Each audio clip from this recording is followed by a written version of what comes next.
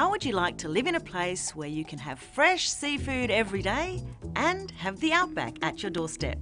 We take a visit to the town of Ceduna, located in the Great Australian Bight. Ceduna has the best of both worlds. Here's a country town that's thriving despite its isolation.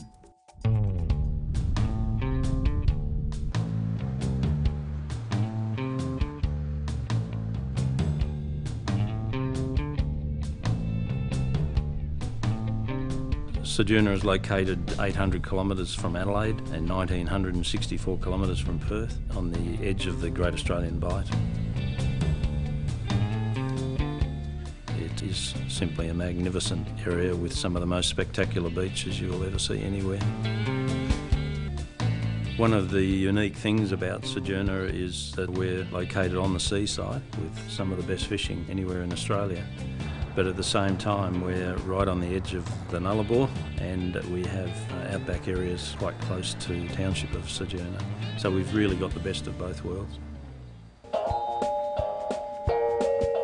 Not all that many years ago, about 40 years ago, was only reachable by dirt road. That has changed quite dramatically, obviously. There's Highway 1 travels right through. It's developed immensely since the 1960s. The population peaked in about 1970s when we had about 4,600 people. Many of them were associated with the overseas telecommunication station.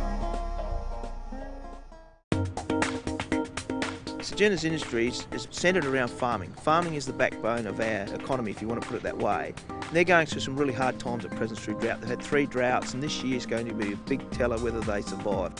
Now we have tourism, which is just starting to sort of tick along, and people are starting to realise the tourism potential. But then you have the government service industry, which is an industry in its own as well.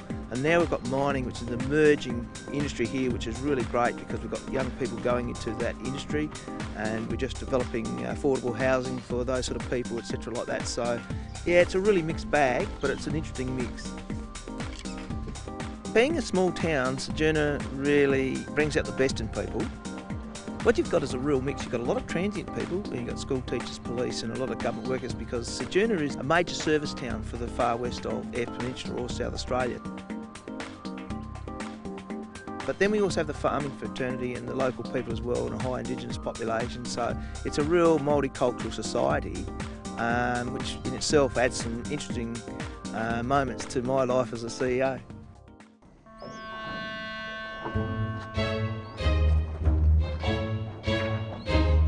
Ceduna tends to do things for itself. We find because of our location that we're not always the first place that the government considers. So over the years, Ceduna's developed a bit of a can-do mentality. For the first time ever, the Masters Games were held in Ceduna. There was some doubt as to whether they would be viable in such a relatively isolated area. However, they were outstandingly successful, had almost 600 competitors in 17 sports.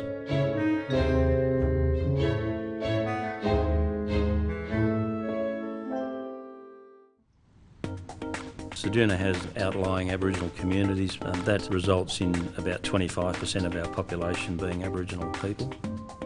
The council works really hard with the Aboriginal community, and we've had some outstanding successes.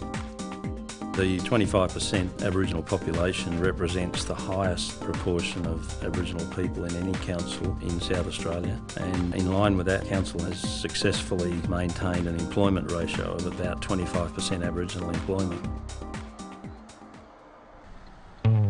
What I love so much about Ceduna is multifaceted. We have magnificent scenery, some of the best beaches you'll find anywhere, spectacular beach fishing, spectacular fishing generally. We also have the West Coast people. They're rather unique, they're very independent, very friendly, and just easy to get on with. I wouldn't really want to live anywhere else.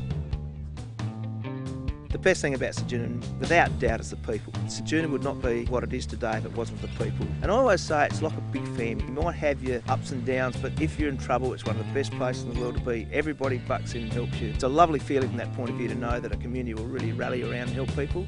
And that's a really special trait. The more that comes out, because we have to, it's so isolated, you've got to help one another. And it's that can-do attitude. We never say no, we always say if we can do something, we set our mind about it and we do it.